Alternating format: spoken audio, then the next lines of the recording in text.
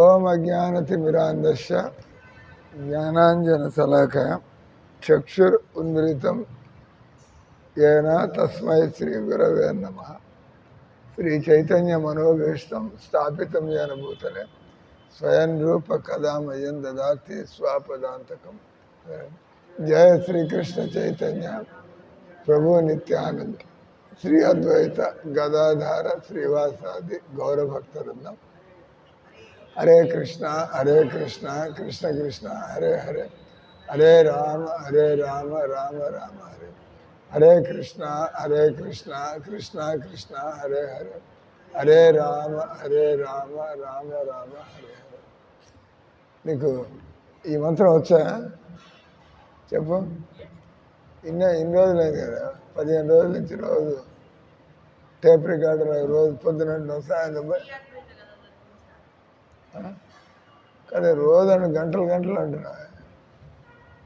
నేను గీత శ్లోకం అడగలే,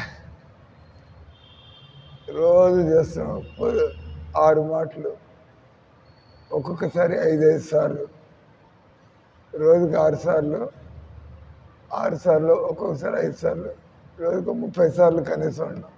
30 సార్లు మీరు అంటారు, 30 సార్లు నేను కూడా అంటున్నా కదా. మనం భజన చేసినప్పుడు 5 సార్లు పంచతత్వ మంత్రం అంటాం. మీరు అన్న తర్వాత మేమంతా అంటాం. 10 సార్లు అయింది, 6 × 10 60 సార్లు అయింది రోజుకి. అరివరు రోజుకి 60 సార్లు అంటున్నాం. నాకు రాదంటే ఎట్లా అవుతుంది? నేను చెప్పినట్టు కొద్దిగా నేర్చుకుంటాను. ఇక్కడికి వచ్చింది నువ్వు నేర్చుకోవడానికి చక్కగా చురుగ్గా ఉండాలి. అయితే జనాలు అంటారు, ఈ అబ్బాయి అటు చదువు లేదు, ఇటు ఇది లేదు, ఏమైంది? ఇది చేస్తే చదువులు కూడా బాగా వస్తాయి, అంటే నీకు తెలివితేటలు వస్తాయి, కాన్సన్ట్రేషన్ వస్తుంది, పట్టుదల వస్తుంది అని. కానీ నువ్వు నేర్చుకుంటే కదా, ఇక్కడికి వచ్చి కూడా నీ పద్ధతిలో నువ్వు బతుకుతావు అంటే బాగుపడింది. మేమంతా కూడా చేస్తాం, టైంకి అంతా వచ్చి చేసుకోవడం పోతా అంటే నువ్వు కూడా అదే. ఇందాక మనం ఒక ప్రోగ్రాం చూసాము, అది రాష్ట్రీయ స్వయం సేవక్ సంఘ్, భారతీయ జనతా పార్టీ, విశ్వ హిందూ పరిషత్, ఇవన్నీ కూడా హిందూ ఆర్గనైజేషన్స్. మీరు నవ్వుతారు అంత తెలుసుకున్న తర్వాత. ఇవన్నీ కూడా హిందూ ఆర్గనైజేషన్, అంటే హిందువుల కోసం ఈ రాష్ట్రీయ స్వయం సేవక్ సంఘ్, భారతీయ జనతా పార్టీ, విశ్వ హిందూ పరిషత్. హిందూ పరిషత్ అంటే హిందువులు ఎలా కలిసి ఉండాలా. మనకి ఏదైనా కలిసి ఉండాలంటే మనకు ఒక, అంటే మనం కలిసి ఉంటున్నాం, ఎందుకంటే మీకు కృష్ణుడు కావాలా, నాకు కృష్ణుడు కావాలా అని మనం ఏం చూడాల. మీరు రెడ్డమ్మ, మీరు నాయుడమ్మ, మీరు యానాదమ్మ, మనం చూడాల. ఇది మనం చూస్తుంది, మీకు దేవుడు కావాలా, నాకు దేవుడు కావాలా. అది నేనెందుకు చూడాలి? యానాదమ్మ, మాలమ్మ, రెడ్డమ్మ, నాయుడమ్మ నాకు అవసరం లేదు. అసలు దాన్ని మనం కులాల జోలికే పోం, మనకు అవసరం లేదు. కులాల జోలికి పోయామంటే ఉండేవి 2 కులాలు. అద్వైతాచార్యులు చెప్పింది, మంచి కులం, మంచి వ్యక్తులు, చెడు వ్యక్తులు. ఎవరైతే మాంసాహారం, సిగరెట్లు, సారాయి, ఇటువంటి ఈ పనికి మాల అలవాట్లు దూరంగా ఉంటారో వాళ్ళు కనీసం మనుషులాగా బతుకుతున్నారు. కనీసం తెలుసు చెడు, మనం మంచి పని చేయకపోతే కనీసం చెడు చేయకుండా ఉండాలి. అంటే ఈ భారతీయ జనతా పార్టీ, విశ్వ హిందూ పరిషత్ నేను గమనిస్తూ ఉంటాం. మేమంతా ప్రచారం చేసేవాళ్ళం. ఇట్లాంటి బాపత్తు జనాన్ని, నా ప్రవచనం ఎవరన్నా రికార్డ్ చేశారా? ఎవరి పని అది? మరి రికార్డ్ చేయరా? ఇంపార్టెంట్ కదా. మహారాజు స్పెషల్ ప్రోగ్రాంలో మాట్లాడుతున్నాడు. ఈ స్పెషల్ ఆడియన్స్ని వాళ్ళని ఎలా హ్యాండిల్ చేస్తున్నాడు, ఇక్కడ కూర్చొని మీతో ఎలా మాట్లాడుతున్నాను, వాళ్ళ మధ్యలోకి వెళ్ళినప్పుడు ఇట్లంతా మాట్లాడాలి. ఎందుకంటే నాకు ఒక ఎజెండా, వీళ్ళకి నేను ఏం సందేశం ఇవ్వాలనుకుంటున్నాను ఆలోచించి, ఎంత సులువుడు కాకుండా వాడికి సంబంధం లేదు నేను ఏదో మాట్లాడుతుంటే అని ఏంది స్వామి అని మాట్లాడుతున్నాడు, నీకు ఇది అవసరం అన్నట్టుగా మాట్లాడాలి. అప్పుడు అందుకే ఆయన ఆ పెద్ద ఆయన పేరేంది, సత్యం గారు. రెండు ముఖ్య అతిథులు సత్యం గారు, నేను, ఆ సుధాకర్ రెడ్డి, రవి గారు బీజేపీ ప్రెసిడెంట్, నలుగురు కూర్చున్నారు. ఆ సత్యం గారు మాట్లాడుతూ, ఈయన కూడా మాట్లాడుతూ, సుధాకర్ ఆయన ఆర్ఎస్ఎస్ ఆయన, ఒక ఆయన బీజేపీ ఆయన, ఆ పెద్ద ఆయన పొడుగ్గా ఉండి నాతో మాట్లాడినాను. ఆయన సంఘం విశ్వ హిందూ పరిషత్ మాట్లాడుతూ 2-3 సార్లు నేను మాట్లాడిన దాన్ని పూజ స్వామీజీ చెప్పాడు అని కూడా. పాయింట్ వచ్చి హిందువులు కలిసి ఉండాలా, మనకి కామన్గా ఏం లేకపోతే ఎలా కలిసి ఉండాలి, ఎందుకు కలిసి ఉండాలి? నీకు నీ పెళ్ళాం బిడ్డలు, నీకు నీ ఆస్తులు, నీ పిల్లగాలికి మీరు ఎందుకు కలుస్తారు హిందువులు? మీరు హిందువులాగా బతికితే అప్పుడు మీరు వస్తారు. వచ్చి మనమంతా న్యాయంతో చెప్పాను, పక్కన ఆరుతులు నిలబడ్డాడు కదా, చెప్పా ఇదంతా పనిచేస్తారు, హిందువులు ఒకటిగా ఉండాలి, హిందువులు ఒకటిగా ఉండాలి. అది మీరు నవ్వడానికి జోకు. మనం ఒక అరగంట భజనలో ప్రశాంతంగా కూర్చోలేము, నేను అలవాటు చేసుకోలేదు. హిందువులు ఏంది అంటే, హిందువులు అంటే ఏంది, బజార్లో తిరుగుతూ వ్యాపారాలు చేసుకుంటే హిందూ అయిపోతాడే. హిందూ అంటే ఆత్మ ఉన్నతిని కోరేటువంటి వాడు, సనాతన ధర్మాన్ని కోరేటువంటి వాడు. సనాతన ధర్మం అనగా సాధన చేయాల్సి వస్తుంది. అంటే ఆత్మ, ఉదాహరణ కూడా ఇచ్చాను కదా, చెరుకు రసంలోంచి బెల్లం పంచదార తీయాలంటే, ఈ నూనె గింజల్లోంచి నూనె తీయాలంటే, పాలలోంచి వెన్న తీయాలంటే, అలాగే ఈ శరీరం మనం, నేను ఆడ మగ, నేను యానాది, నేను మంగళాన్ని, నేను హిందువుని, నేను ముస్లింని, నేను కొడుకు అంటే శరీరంలో పడిపోయినాం మనం. మరి ఎలా దీన్ని మంత్రించి మనం ఆత్మగా ఎలా బతకాల, దానికి సాధన చేయాలి. అక్కడ చిలికితే వెన్న వస్తుంది, నొక్కితే నూనె వస్తుంది, అక్కడ మరిగిస్తే పంచదార పలుకలు మిగులుతాయి. ఈ శరీరంలో మనం నేను శరీరం కాదనేది ఎలా తెలుసుకోవాలి, ఈ శరీరంలో ఆత్మని ఎలా అనుభవానికి తెచ్చుకోవాలి, దానికి యోగా చేయాలి. యోగాలో fast track, slow track. Fast track అంటే గురువు ఉన్నవాళ్ళు ఈ విధంగా ముందు మనం ఏదైం చేస్తే గుడ్డిగా చేయడం కాదు, ఎందుకంటే ఫిలాసఫీ తెలుసుకుని అదో ప్రాక్టీస్ చేయాలి, అంతే కదా. వాడేవాడో చెబుతాడు విజయపోయా అని, మరి ఎందుకు చేయాలి సార్, ఇటు తిరిగి కూర్చోవాలి ఇక్కడ. అందుకే నేను అడిగా, ఎందుకు భజన చేస్తున్నా అడిగా కదా, అది అర్థమైతే భజన చేస్తాడు. అది కాదు ఏది హరే రామ హరే కృష్ణ, ఇటు ఆడపిల్లకాయలు చూసుకుంటా, వచ్చిపోయేవాళ్ళని చూసుకుంటా, ఎందుకు భజన చేయాలో తెలియదు కదా. తెలిస్తే ఓ నీ మంత్రాన్ని మళ్ళీ మళ్ళీ శ్రద్ధగా వినాలా, మళ్ళీ మళ్ళీ అనాలా, శ్రద్ధగా వినాలా. అప్పుడు నాకుండేటువంటి సోమర్తనం పోతుంది, నాకుండేటువంటి చపలత్వం పోతుంది, నాకుండేటువంటి చెడు ఆలోచనలు పోతాయి, నాకు ఆత్మ అనుభూతి కావాలా, భగవంతుడితో సంబంధంలో రసం ఆనందం ఉంది, మనకి ఆనందం కలగటం లేదు. సంసారంలో మరి కొద్దిగా అట్టంటే ఏదో కొద్దిసేపు, ఆ తర్వాత మళ్ళీ కాబట్టి ఆత్మ స్థాయికి వస్తే కానీ మనకు ఆనందం కలగదు. ఆత్మస్థాయికి రావాలంటే మనం సాధన చేయాలి. ఈ విషయాలు తెలిసింటే మనసుగా మంగళారతికి వెళ్ళిపోయి మంగళారతులు పాల్గొవాలి. దానివల్ల కొంత నా తలకాయ బాగుపడుతుంది, జపం చేసుకోవాలా, ఇంకా బాగుపడుతుంది. అది మళ్ళీ ఆర్తి అటెండ్ అవ్వాలా, మళ్ళీ క్లాస్ అటెండ్ అవ్వాలా, ఇప్పుడు సేవ చేయాలి. ఏం విసుగా ఉండదు. ఎందుకంటే ఎందుకు చేస్తున్నావో తెలిసిపోయింది కదా. ఎందుకు చేసినా తెలిసిపోతే మీకు రోజంతా పని చేస్తున్నా కూడా ఎందుకు చేస్తున్నావో తెలిసి చేస్తే భగవంతుడు గమనిస్తాడు. ఓ ఇది నాతో సంబంధం కోసం ప్రయత్నం చేస్తాడు, వీడు నాతో సంబంధం కోసం ప్రయత్నం చేస్తాడు అని రాశాడు. ఎందుకు చేస్తానో తెలియకపోతే దేవుడితో సంబంధం అంటే కలుగుతుంది. దేవుడితో సంబంధం కోసం చేస్తున్నాం. ఇలా టార్గెట్ పెట్టుకుంటే దేవుడు గమనిస్తున్నాడు, మీరు గమనించుకుంటున్నారు. నేను దేవుడికి దగ్గర అయ్యే విధంగా నా బుద్ధి మారుతుందా లేదా. మన కుళ్ళు బుద్ధులు ఉంటే దేవుడు మనకు కనబడతాడే. నిర్మలమైనటువంటి బురద నీళ్ళల్లో, కదులుతున్న నీళ్ళల్లో మీకు ఏమైనా చంద్రబింబం ఏమైనా కనబడుతుంది? నీళ్ళు కదులుతూ ఉంటే బురదగా ఉంటే ఆ చంద్రుడు ముక్కలు ఇటు కనబడుతూ ఉంటాడు అలా కదా.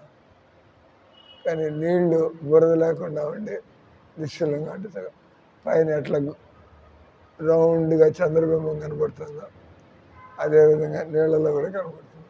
కాబట్టి మళ్ళీ ఆత్మ ఉంది, కానీ ప్రస్తుతం మనం మనసు చెప్పినట్టుగా పరిగెడుతున్నాం. మనసుతో పరిగెడుతుంటే ఆత్మ ఎందుకు దొరుకుతుంది? మీకు మనస్సుని ఆఫ్ చేయాలి, మనస్సుని నిర్మలం చేయాలి, మనస్సుని దేవుడి వైపు తిప్పాలి. బయటికి పోవడం ఆఫ్ చేయాలి, దాన్ని నిరోధం అంటారు. దాన్ని బాగు చేయాలి. ఈ అలవాట్లు కావాలి. అదే భగవంతుడి సేవల్లో పెట్టాలి. ఇవన్నీ తెలుసున్న వాళ్ళు పట్టుదలతో చదువుకుంటూ ఉంటాం. ఎవడి మందిలో ఉన్నా లేకపోయినా మేము ఉత్సాహంగా ఎందుకుంటాం. నాకు ఎవడు చేస్తే చెప్పాను, నేను చేయాల్సిందే కదా, నా కోసం నేను చేసుకోవాల్సిందే. నువ్వు ఉంటే వాళ్ళకి కూడా ట్రైనింగ్ ఇస్తాం. ఎవరు లేకపోతే నేను ఒక్కడనే కూర్చున్నా కూడా శారదమ్మ తెలుసు. ఒక టైంలో ఒక 6 నెలలు ఎంతో రాజశేఖర్ వెళ్ళిపోయాడు మందిరం నుంచి, చంద్రశేఖర్ వెళ్ళిపోయాడు, ఒక్కడే మిగిలిన ఎవరు లేడు మందిరంలో ఒక టైంలో కదా. ఎందుకంటే తేడాలు వచ్చి ఈయన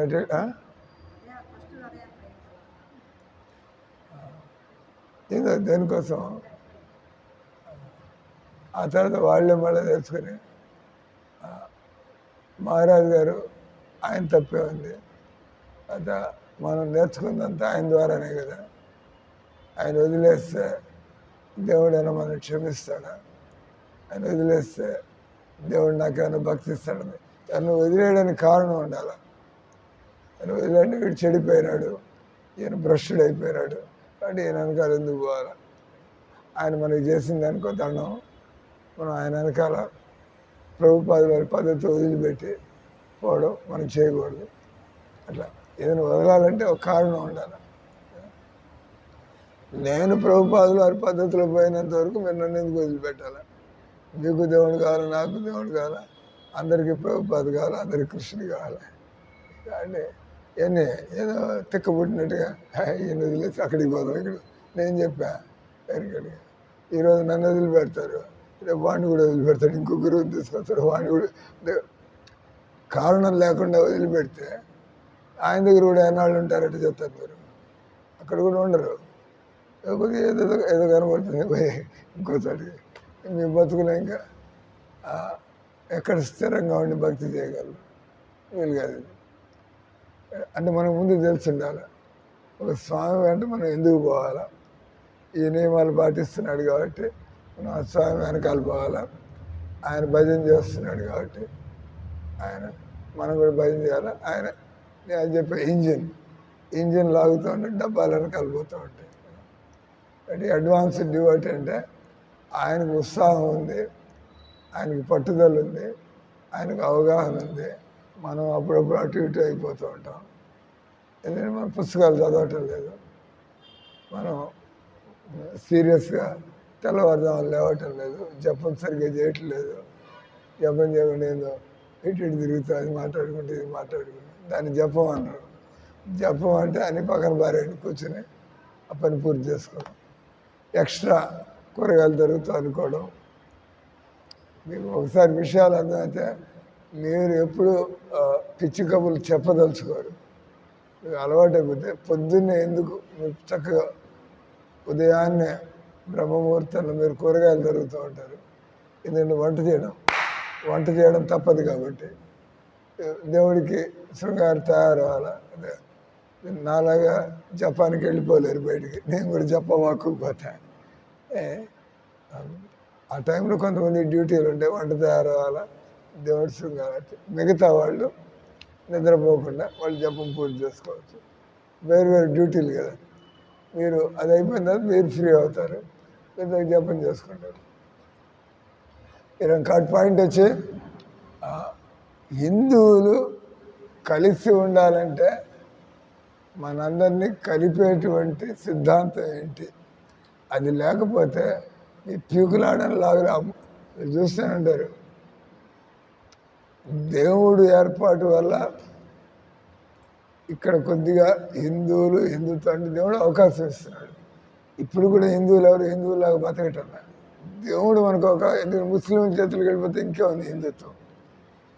ఈ ప్రభుత్వం ముస్లిం చేతులకు వెళ్ళిపోతే ఇంకా హిందుత్వమే ఉంది. అయిపోయింది ఫినిష్. చెప్పులతో దక్కి ఇష్టం వచ్చినట్టు వాడుకొని మమ్మల్ని అందరినీ ఎవడికి చెప్పుకుంటారు గవర్నమెంట్ మీద లేకపోతే. బంగ్లాదేశ్లో వీడియోలు చూడండి ఏం జరుగుతుంది.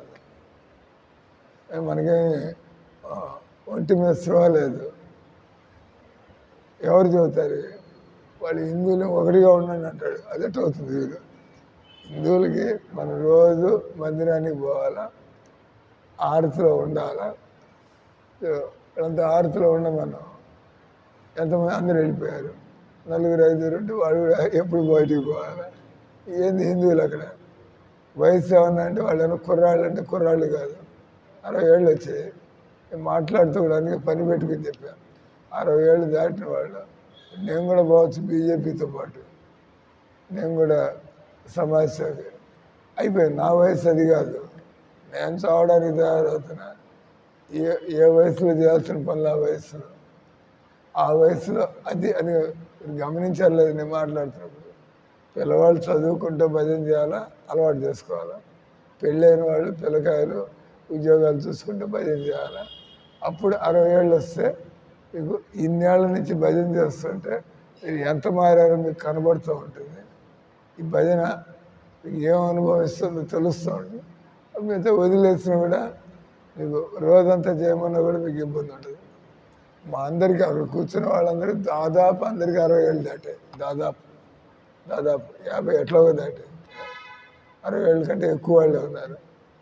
వాళ్ళు అంత పోలో భజన లేదు, మందిరంలో ఉన్నారు. అరే ఎప్పుడైనా భజన అటెండ్ అయ్యాము ఒక అరగంట సేపు, రోజు చేయాలా లేదా? హిందువులు అంటే ఏమవుతున్నారు? ఏం జరిగేది ఏం లేదు. ఇప్పుడు దేశంలో కొద్దిగా భగవంతుడు ఏర్పాటు. అది హిందువులు ఇంకా ఏం మేలుకోలేదు. హిందువులు మేలుకుని అంటే మందిరాలు నిండాల. పొద్దున్న ఎప్పుడు 1 గంట సేపు రోజంతా కూర్చోమని చెప్పట్లా. రోజంతా మందిరంలో ఉండేవాళ్ళు రోజంతా ఉంటారు సేవలకి. 12 అయితే ఆరతికి, 4 అయితే ఆరతికి. మన మందిరంలో మన పని కాబట్టి. కానీ బయట వాళ్ళు, చదువుకుంటున్న వాళ్ళు, ఉద్యోగాలు చేస్తున్న వాళ్ళు పొద్దున్న సాయంత్రం స్కూల్కి వెళ్ళడానికి ముందు 1 గంట సేపు మందిరంలో అన్నీ చేసేసుకొని మీరు అంటే మనసు ఎదగడానికి ఆధ్యాత్మికంగా సరిపోతారు. అప్పుడు చక్కగా చదువుకోగలుగుతారు. మళ్ళీ సాయంత్రం అలసిపోతాం. సంసార పనులు అవుతాయి కావు, సవాళ్ళు ఉంటాయి, కొన్నిటికి సమాధానాలు ఉండవు, తలనొప్పులు, గొడవలు. అంటే రోజంతా మళ్ళీ వస్తారు. ఈ సంసారం అన్న తర్వాత ఈ 2 ఉంటాయండి. ఆయన చదువుతున్నాడు ఉగాది పచ్చడి, ఆయనే చదువుతున్నాడు. జీవితం అంటే ఉగాది పచ్చడిలాగా ఆయన సత్యం గారు మాట్లాడుతూ దాన్ని అప్లై కూడా చేయాలి కదా, ఏదో చెప్పడానికి కాదు, ఆచరణ. అందుకే వైష్ణవులు ఎప్పుడు కూడా, వైష్ణవుడు అంటే ఆచార్యుడు, ఆచరించి మాట్లాడేవాడు. అప్పుడు ప్రభావం పడుతుంది. నేను చేయాలి ఉగాది పచ్చడి. కాబట్టి జీవితం అన్న తర్వాత గెలుపు ఓటములనే ఉంటాయి, మాన అవమానాలనే ఉంటాయి, లాభ నష్టాలు జీవితం అన్న తర్వాత. ఇది మనం వెనకాల ఏం చేస్తామో తెలీదు, దానివల్ల మనకి నష్టం వస్తుంది. ఇప్పుడు బాగానే పనిచేస్తాం కానీ వెనకాల కర్మలు బాగాలేదు, ముందు అనుభవించాలి కదా దాని ఫలితాన్ని, అంటే నష్టం వస్తుంది. అంటే హిందూ అనేవాడు తెలుసు, మనం సరిగ్గా మన పనులు చేసుకుంటూ పోతూ ఉండాలి. మనం ఇప్పుడు సరిగ్గా పని చేస్తున్నాం కాబట్టి అయినా కూడా ఫలితం కలగటం లేదంటే ఇది వెనక దుష్కర్మలు పోతున్నాయి. ఇంకా అది అయిపోయిందంటే మనం చేస్తున్న అన్ని ఇప్పుడు మంచి పనులు చేస్తున్నాం.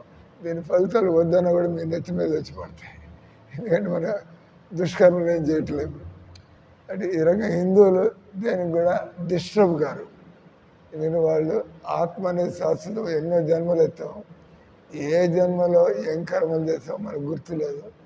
అది కొద్దిగా ఓపిక. ఇప్పుడు నేను సరిగ్గా చేస్తున్నాను లేదా, ఇప్పుడు నేను బీడీలు తాకుండా ఉన్నానా లేదా, ఇప్పుడు నేను గుడ్లు చేపలు తినకుండా ఉన్నాను లేదా, ఇప్పుడు నేను తెల్లవారుజాములు చేస్తున్నాను, ఇప్పుడు నేను ఇక ఆత్మలాగా బతకడానికి నేను అది చూసుకుంటాను చాలు. మెల్లిగా నేను చెప్పాను, మనం చక్కగా ఈ రకంగా భజనలు క్లాసులు చేస్తుంటే అటు జనాలు వచ్చి డబ్బులు కట్టి రిసీట్ తీసుకుపోతారని. పొద్దున వాడు వచ్చాడు, ఆయన ధీరజ్ వచ్చాడు కదా, వచ్చి 35,000 ఇచ్చిపోయాడు. అడిగోలన్నా అలా డబ్బులకు లోటేలా.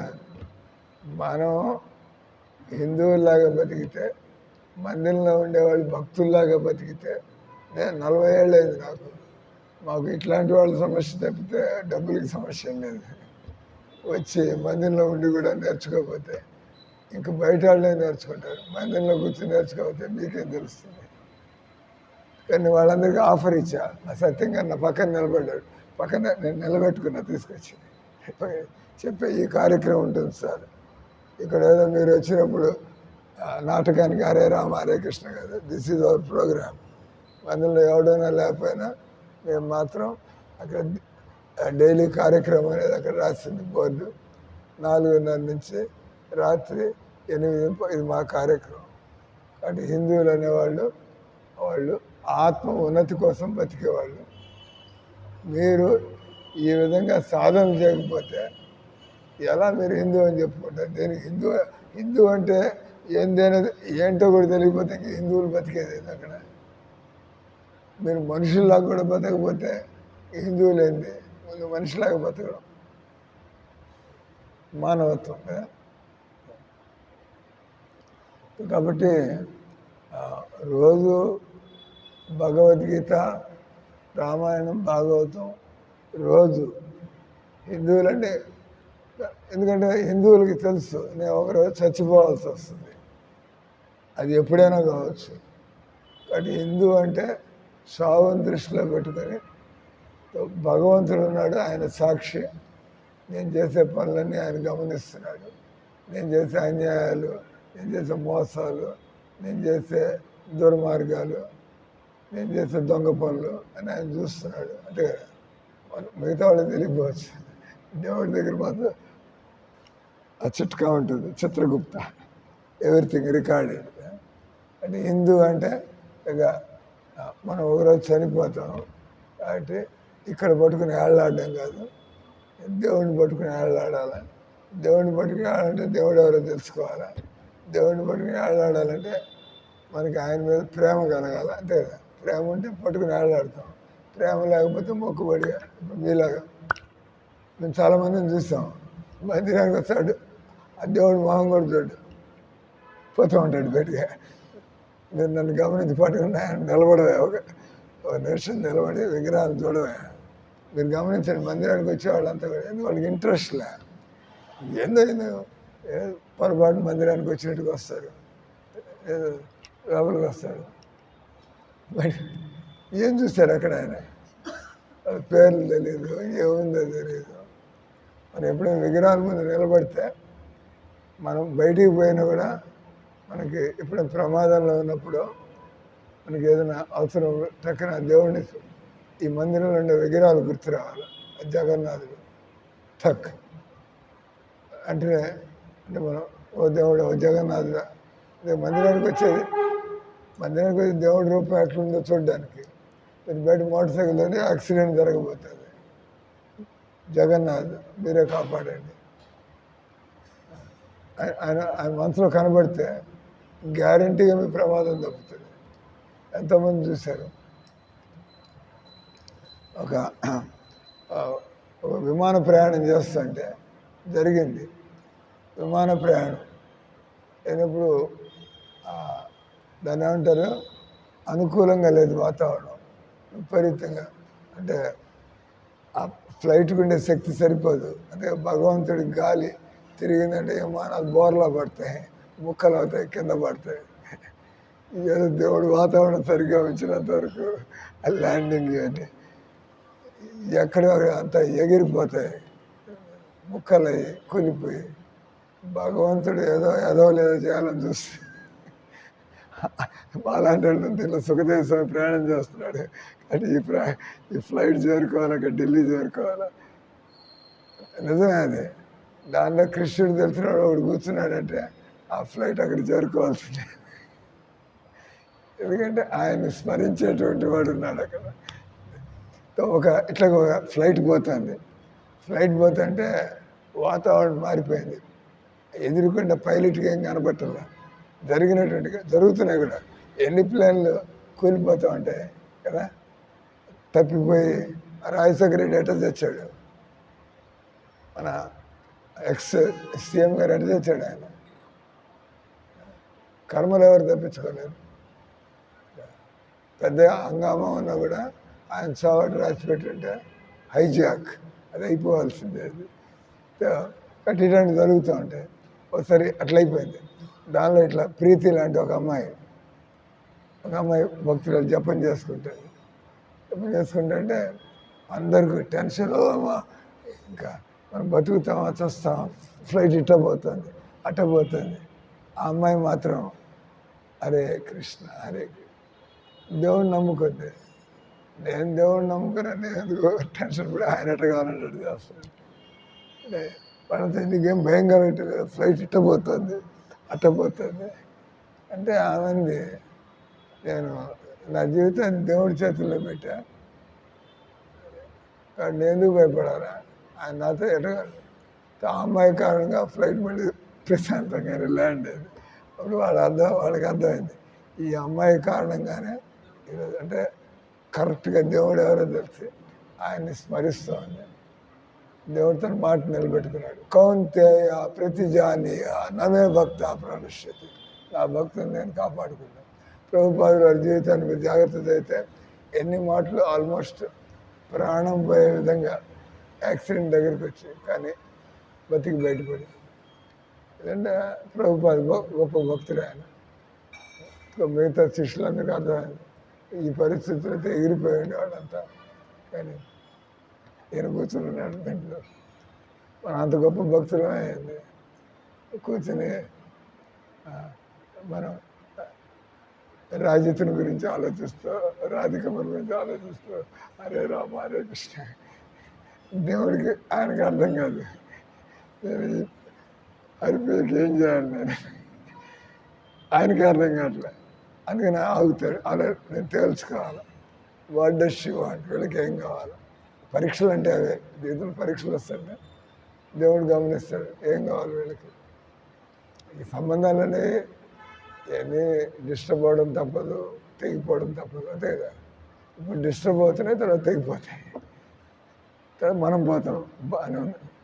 అంటే ఆధ్యాత్మిక ఎదగడం అంటే వయసుతో పాటు మనకి చక్కగా ఈ శరీరానికి ఏమవుతున్నా మనకి ఇబ్బంది ఏం లేదు. అంటే మీరు ఒడ్డుకొచ్చేస్తే పడవ మునుగుతుంటే ఇబ్బంది అయింది, ఒడ్డుకొచ్చేస్తే పడవ మునిగిపోతే పోయింది, అంతే కదా.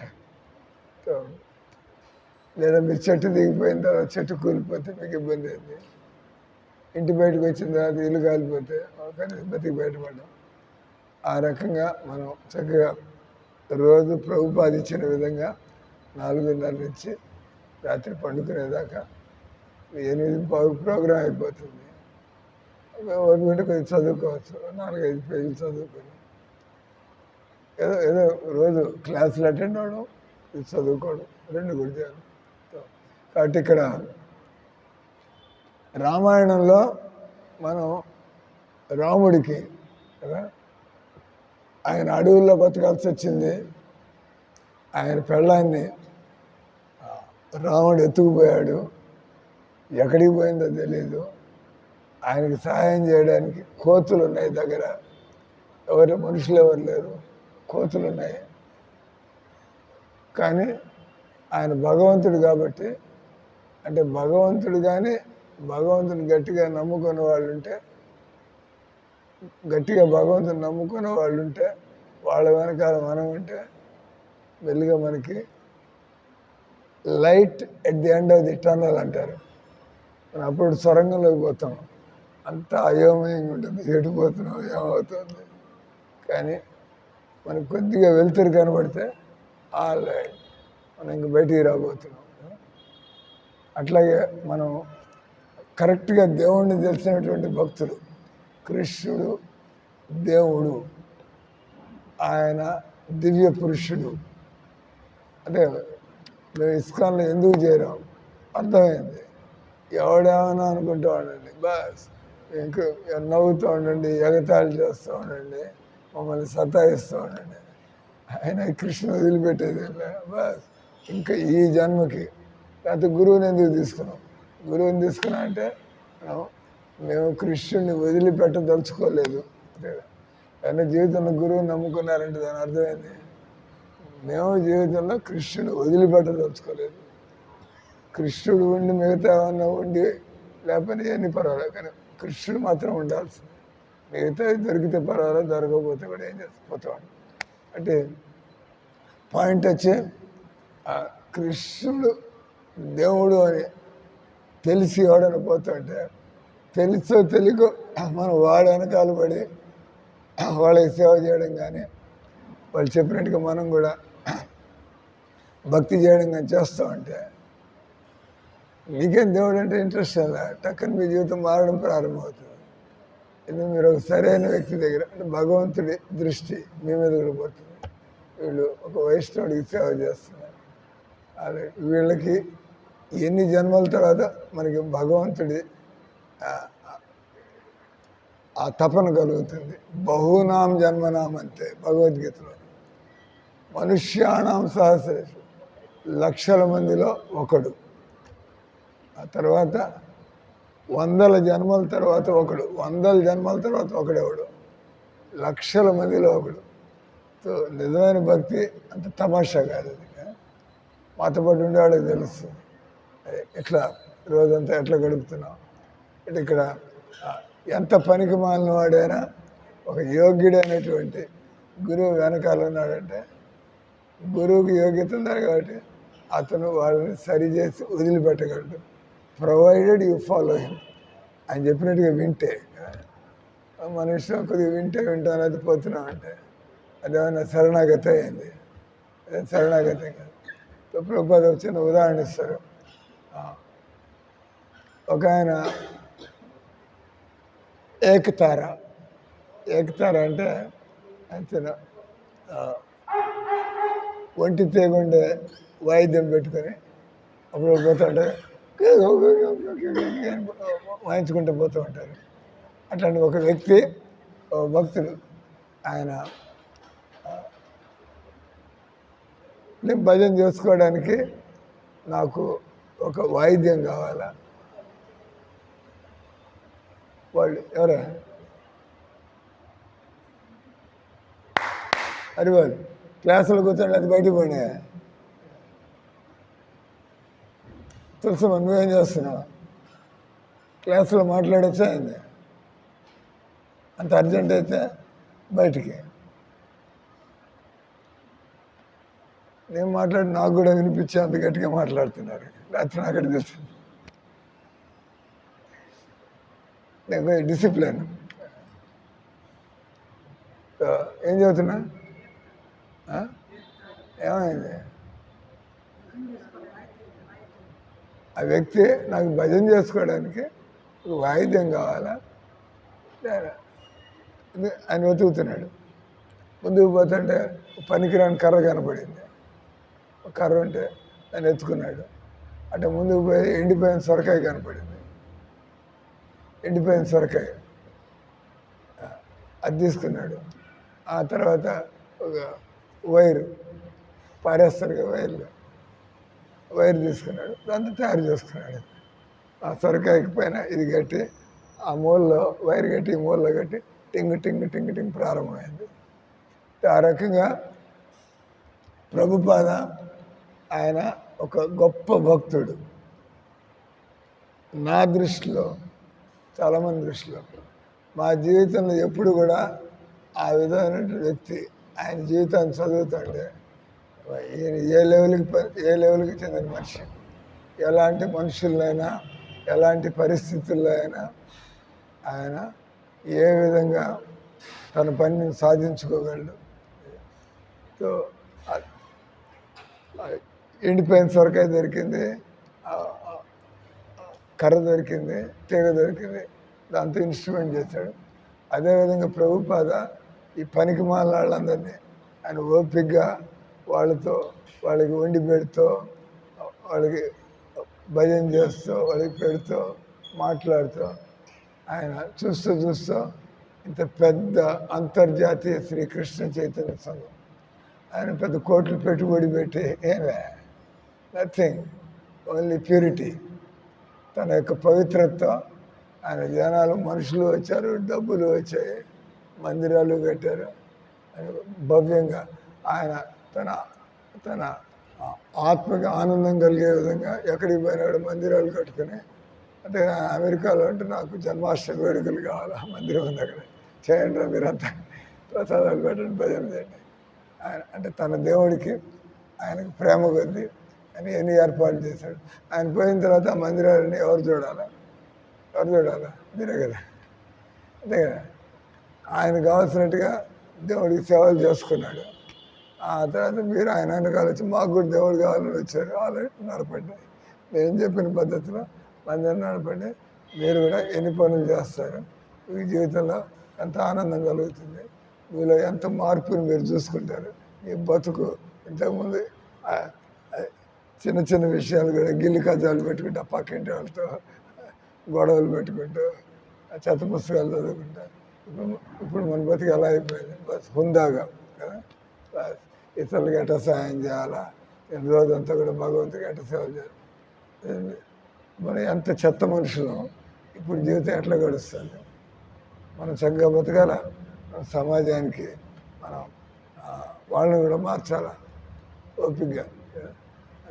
హరే కృష్ణ కృష్ణ కృష్ణ హరే హరే, హరే రామ రామ రామ హరే హరే.